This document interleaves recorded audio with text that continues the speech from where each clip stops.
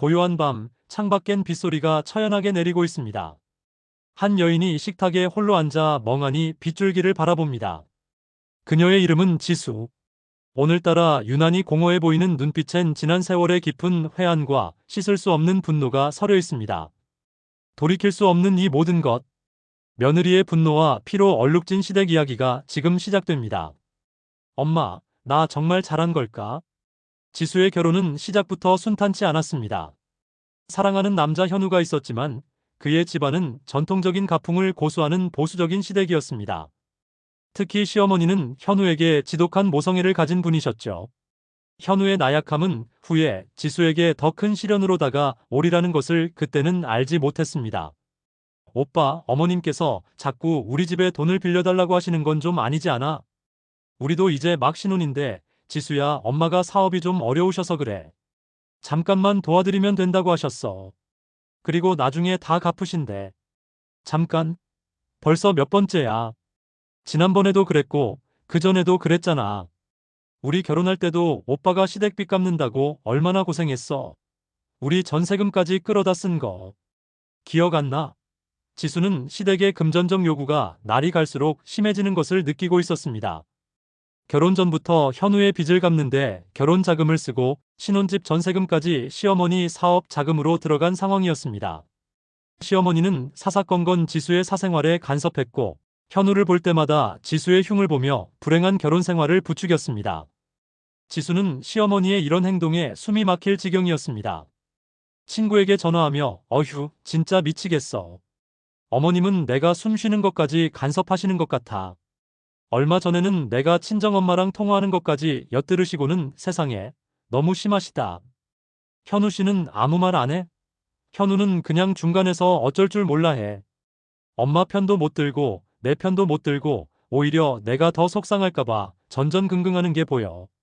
근데 그게 더 답답해. 가장 큰 문제는 명절이었습니다. 명절만 되면 지수는 시댁의 가사 도우미로 전락했습니다. 새벽부터 밤늦게까지 쉴 틈 없이 음식 준비를 하고 설거지를 해야 했습니다. 다른 가족들은 편히 앉아 담소를 나누는 동안 지수는 허리 한번 펴지 못하고 일을 했습니다.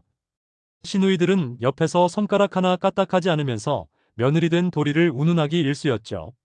시어머니는 그런 모습을 보고도 오히려 지수에게 더 많은 일을 시켰습니다. 시댁 식구들에게 지수는 그저 출가외인이자 손님이 아닌 하녀에 불과했습니다. 나는 이 집의 사람이 아닌 걸까? 왜 나만 이렇게 힘든 걸까? 다들 친정 왔다 생각하고 편히 노는데 나는 왜 이렇게 혼자 동동거려야 하는 거지? 이 결혼 정말 괜찮은 걸까?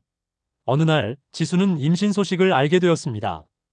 현우와 지수 모두에게 너무나 기쁜 소식이었지만 시어머니의 반응은 달랐습니다.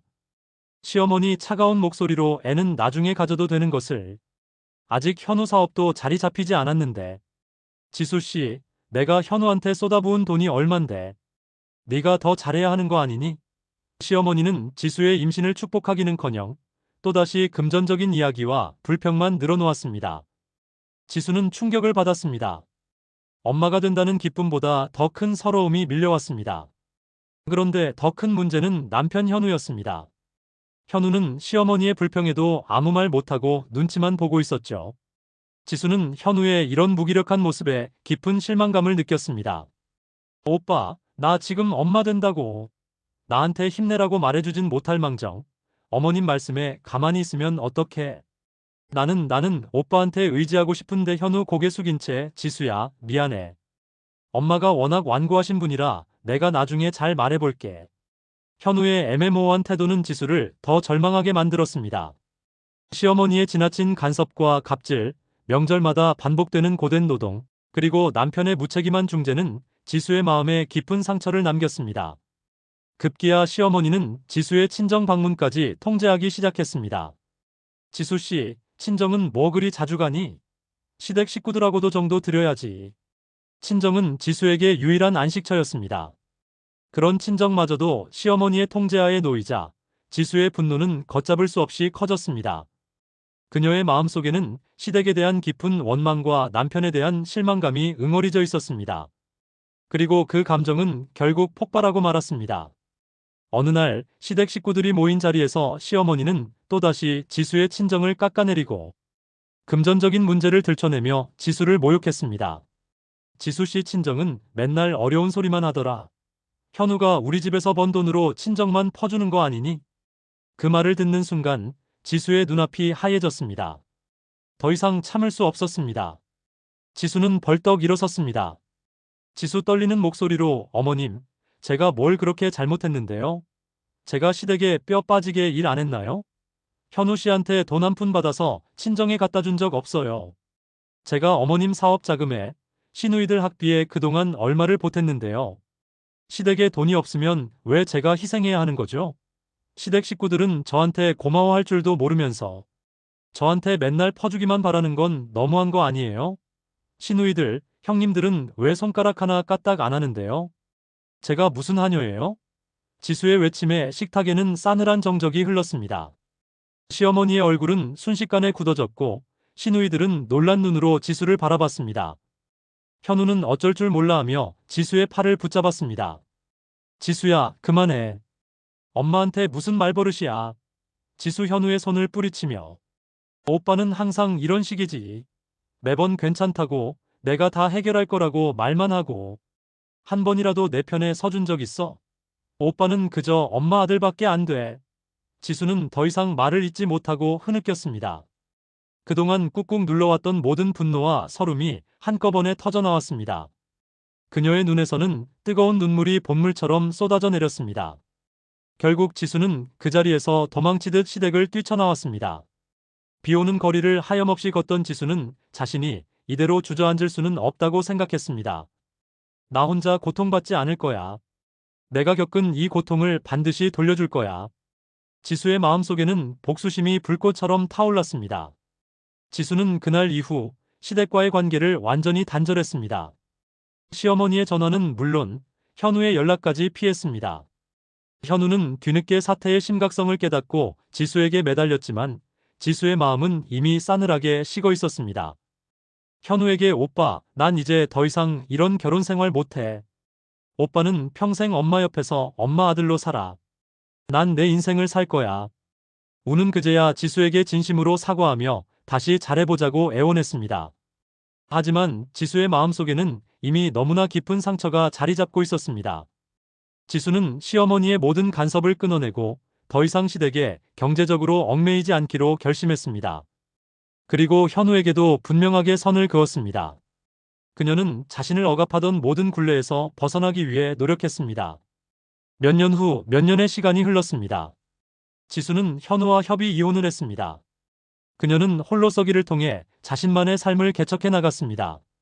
물론 쉽지 않은 과정이었지만 더 이상 시댁의 굴레에 갇혀 고통받지 않는다는 사실만으로도 큰 위안이 되었습니다. 현우는 뒤늦게 자신의 잘못을 후회했지만 이미 때는 너무 늦었습니다. 시어머니는 며느리의 갑작스러운 변화에 당황했지만 자신들의 잘못을 인정하려 하지 않았습니다. 지수는 이혼 후 용기 내어 자신의 이야기를 유튜브 채널에 올리기 시작했습니다. 비슷한 경험을 가진 많은 여성들이 지수에게 공감하며 응원의 메시지를 보냈습니다. 지수는 그들의 댓글을 읽으며 자신이 혼자가 아니라는 사실에 큰 위로를 받았습니다. 그녀는 자신의 경험이 다른 누군가에게 작은 용기가 되기를 바랐습니다. 지수의 이야기는 많은 사람들에게 잊고 있던 아픔을 공감하게 하고 새로운 용기를 불어넣어 주었습니다. 이혼은 지수에게 새로운 시작이었습니다. 그녀는 그동안 억눌렸던 재능을 발휘하며 자신의 일을 찾아갔고 점차 삶의 활력을 되찾았습니다. 물론 마음 한구석에는 여전히 아픔이 남아 있었지만 그녀는 과거의 상처를 통해 더욱 단단해졌습니다. 그리고 깨달았습니다. 진정한 행복은 타인의 시선이나 억압에서 벗어나 자신의 삶을 주체적으로 살아갈 때 찾아온다는 것을요. 하지만 모든 이야기가 지수처럼 단호한 결말을 맺는 것은 아닙니다. 어떤 며느리들은 시어머니의 감정선을 이해하려 노력하고 관계 개선을 위해 꾸준히 대화의 문을 열어두기도 합니다. 손주의 질병과 같은 위기 상황을 통해 시어머니와 며느리가 서로 협력하고 화해하며 비로소 가족의 의미를 깨닫는 감동적인 사례도 있습니다. 결국 시댁 갈등은 한쪽만의 노력으로는 해결하기 어렵습니다. 시부모는 며느리의 독립된 인격을 존중하고 아들은 아내의 입장을 지지하며 중재자 역할을 충실히 수행해야 합니다. 가장 중요한 것은 부부가 경제적으로, 정서적으로 시댁으로부터 독립하여 부부 중심의 가정을 만드는 것입니다. 지수는 비록 고통스러운 경험을 했지만 그 과정에서 자신을 지키는 법을 배웠습니다. 그녀의 이야기는 이 땅의 모든 며느리들에게 깊은 공감과 용기를 선사합니다. 돌이킬 수 없는 이 모든 것, 며느리의 분노와 피로 얼룩진 시댁은 결국 파국을 맞았지만 그 상처 속에서 지수는 진정한 자신을 찾아냈습니다. 그리고 그녀는 이제 새로운 인생을 향해 당당하게 걸어나갑니다. 어쩌면 진정한 복수는 자신을 억압하던 모든 것으로부터 자유로워지는 것일지도 모릅니다. 오늘 밤, 지수는 더 이상 슬픔에 잠겨있지 않습니다.